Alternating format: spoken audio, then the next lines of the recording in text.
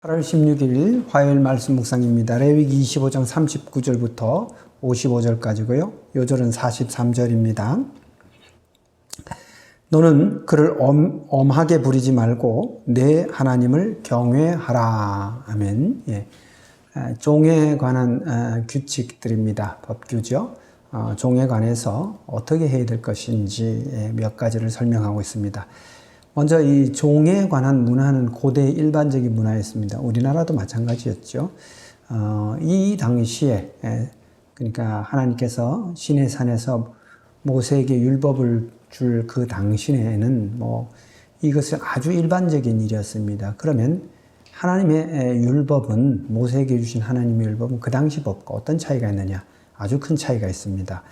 내 형제가 가난하게 되어 몸이 팔리거든 그를 종으로 부리지 말고 품꾼이나 동거인과 같이 있어 섬기게 하라. 예, 이게 바로 큰 차이입니다. 형제가 이스라엘 백성들 중에 누가 가난하게 돼서 몸이 팔리면은 그를 종으로 부리지 말라는 겁니다. 신분이 종은 맞습니다. 그런데 종으로 부리지 말고 품꾼이나 동거인과 같이 있어 섬기게 하라라는 것이죠. 우리나라를 보면 종이 있고 머슴이 있습니다. 그런 차이죠. 종은 신분에 있어서 완전히 주인의 재산입니다. 머슴은 계약직이죠. 임금을 받고 일정 기간 일하기로 계약한 사람입니다. 그렇게 하라는 겁니다. 그리고 희년이 되면 그와 그의 자녀가 조상의 기업으로 돌아가게 될 것이다. 예, 희년이 되면 해방시켜줘야 됩니다. 이것이 여호와께서 이스라엘 백성에게 주신 율법과 세상법의 가장 큰 차이인 것이죠. 그들은 내가 애굽 땅에서 인도하여 낸 내 종들이다. 종으로 팔지 말라. 너는 그를 엄히 부리지 말고 내 하나님을 경외하라. 예, 종으로 샀더라도 그를 엄히 부리지 말라고 합니다. 종처럼 부리지 말라는 겁니다.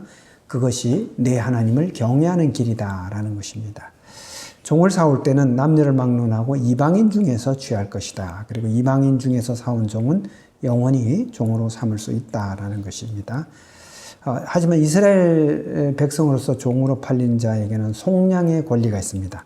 내 형제가 가난하여 거류민이나 동거인에게 팔리면 그에게는 속량받을 권리가 있다. 그러니까 이스라엘 사람들에게 팔리지 않고 이방인에게 팔릴 수도 있지 않습니까? 그것이 바로 거류민이나 동거인이지 않습니까?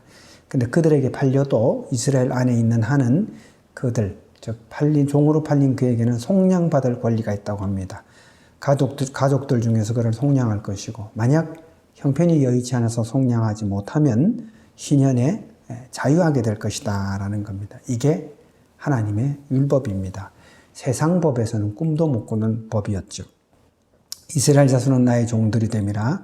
나는 너희 하나님 여호와이니라.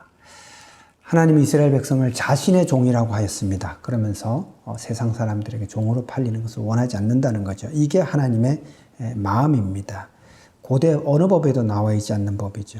하나님이 사랑하시는 그의 백성들에게, 그의 자녀들에게 자비를 베푸는 것이죠.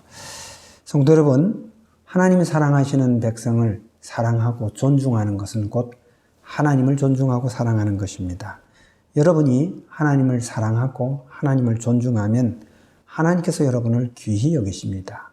하나님께서는 귀히 여기시는 그의 백성에게 복을 주십니다. 부디 하나님을 존중하고 하나님의 자녀들을 존중하시기 바랍니다. 감사합니다.